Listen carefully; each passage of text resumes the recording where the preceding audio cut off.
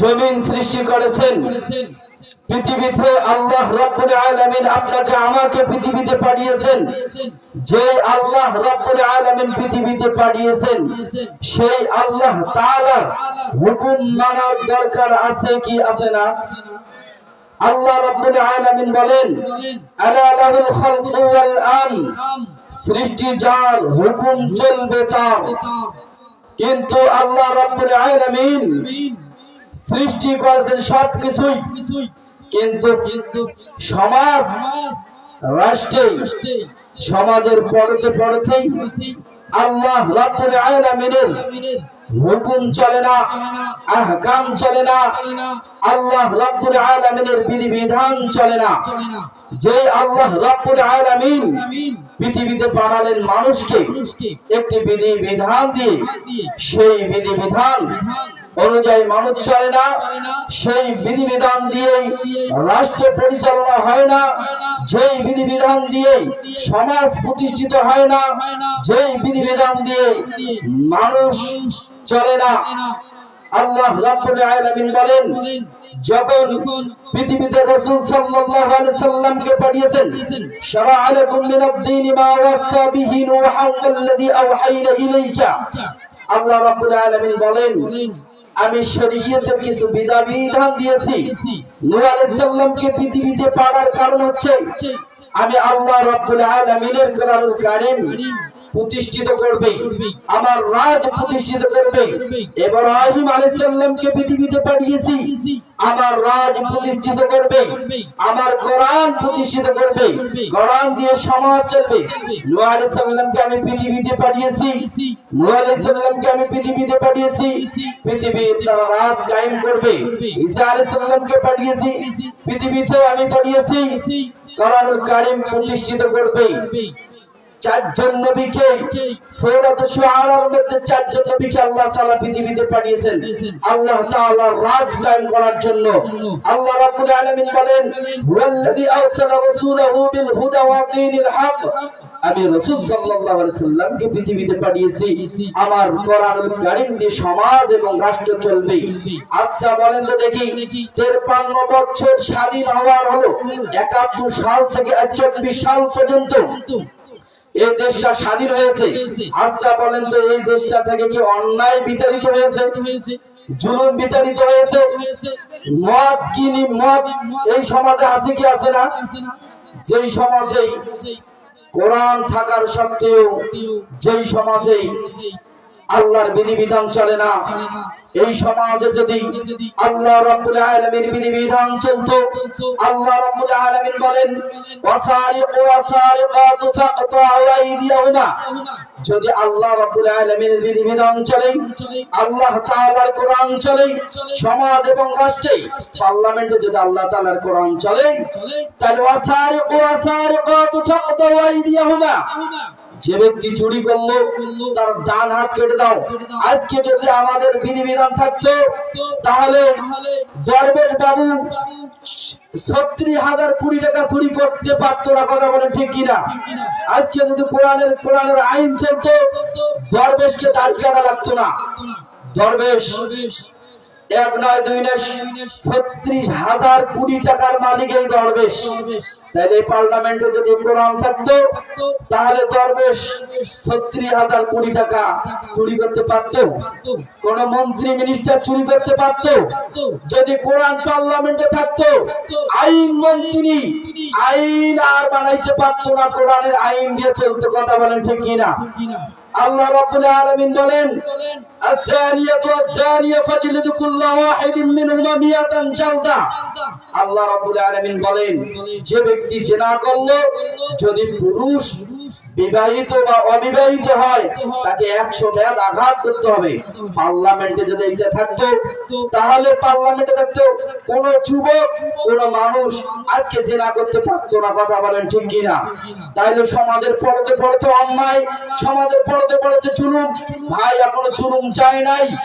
এই দেশটা 24 সালে আমার ছাত্র ভাইরা যখন দেশটা স্বাধীন করে আমাদের হাতে দিল, তারপরেও এক শ্রেণী মানুষ তারপরে মানুষের কাছে জুলুম অন্যায় করা শুরু করে দিয়েছে। কথা বলেন ঠিক কিনা?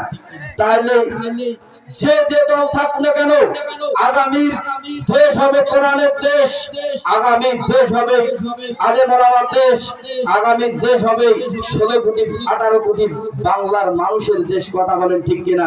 কোন অন্যায়কে আর প্রতিহত করতে হবে, কোন অন্যায়কে ছাড় দেওয়া যাবে না।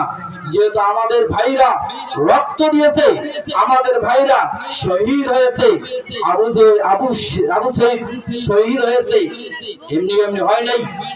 আপনাকে আমাকে দেশটা তুলে দিয়েছে, যে অন্যায় যেখানে সেখানে প্রতিহত করতে হবে। আল্লাহ রাব্বুল আলামিন বলেন, ইয়া আইয়ুহাল্লাযীনা আমানু কুতিবা আলাইকুমুল কিসাসু ফিল কতলা। হে ঈমানদারগণ, তোমরা যখন কোরআন দিয়ে বিচার করবে, হত্যার বদলে হত্যা করতে হবে। আজকে বাংলাদেশের মধ্যে যাদেরকে হত্যা করা হয়েছে, সেখান থেকে যারা 300 জন পার্লামেন্ট মন্ত্রী পেলে পালিয়ে গিয়েছে যে জায়গা থেকে, সে জায়গা থেকে ধরে আসতে হবে। আসি হত্যার বদলে তাদেরকে হত্যা করতে হবে। কথা বলেন ঠিক কিনা? আল্লামা দেলোয়ার হোসেন সাঈদীকে তারা হত্যা করে ফেলছে পরিকল্পনাভাবে। এই বিচার, এই আল্লামা দেলোয়ার হোসেন সাঈদীকে যারা হত্যা করে ফেলেছে, এই প্রধান আসামি হচ্ছে শেখ হাসিনা। শেখ হাসিনাকে নিয়ে আসতে হবে, বাংলার মাটিতে তাদের বিচার করতে হবে। কথা বলেন ঠিক কিনা মুসলমান? আজকে যারা ক্ষমতার জোরে আজকে আমার ভাইদেরকে যারা শহীদ করে দিয়েছে বাংলার জমিনে, আমরা কোন দল আসে আমরা জানি না, কোন দল আসবে তা আমরা জানি না। যে দল আসুক না কেন, এই খুনিদের বিচার করতে হবে। বিশেষ করে ছাত্রলীগের বিচার করতে হবে। আমি দেখেছি ছাত্রলীগ যখন মানুষকে পিটায়, মুরব্বী দেখে না, হুজুর দেখে না, এই বিশেষ করে ছাত্রলীগের বিচার করতে হবে বাংলার জমিনে। কথা বলেন ঠিক কিনা? তাহলে যদি কোরআন থাকতো, তাহলে আল্লাহ রাব্বুল আলামিন বলেন, ইয়া আইয়ুহাল্লাযীনা আমানু কুতিবা আলাইকুমুল কিসাসু ফিল কতলা। আল্লাহ রাব্বুল আলামিন বলেছেন হত্যার বদলে হত্যা করতে হবে। হত্যার বদলে আবু হুরায়রা রাদিয়াল্লাহু তাআলা আনহু থেকে একটা হাদিস, হযরত ওমর রাদিয়াল্লাহু তাআলা আনহু যখন রাষ্ট্রের দায়িত্ব পেলেন, 7 জন মিলে একটা লোককে হত্যা করে ফেলেছেন। হযরত ওমর রাদিয়াল্লাহু তাআলা আনহু বললেন যে যারা এর সাথে জড়িত তাদেরকে নিয়ে আসো। 7 জনকে নিয়ে এসে 7 জনকে হত্যা করে ফেলছে একজনকার হত্যার কারণে।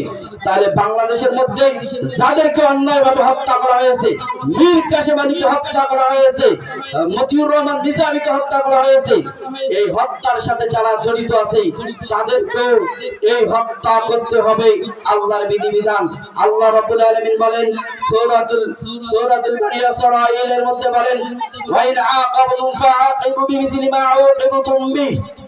তোমাদেরকে যেভাবে অন্যায় করেছে, তোমাকে যেভাবে হত্যা করেছে, তাদেরকেও সেভাবে হত্যা করতে হবে। যদি হত্যা না হয় তাহলে সুবিচার হবে না, ন্যায় বিচার হবে না। তাদেরকে আনতে হবে বিচারের আওতায়, বিচারের আওতায় আনতে হবে, তাদেরকে বিচার করতে হবে। বাংলা ভারতের পাশে থেকে বলে যে আমরা তো কাছে আছি, চুপ করে ঢুকে পড়বো। বহুকালী চুপ করে ঢুকলেই বিচার কার্যকর শুরু হয়ে যাবে, আর রেহাই থাকবে না। তার সাথে যারা জড়িত আছে তাদেরকে বিচারের আওতায় আনতে হবে। আচ্ছা বলেন, 17 বছর ধরে যারা ক্ষমতায় ছিল, যদি ভালো কিছু কাজ করতো তাহলে 300 জন পার্লামেন্ট এমপি কি পালাতে লাগতো ভাই?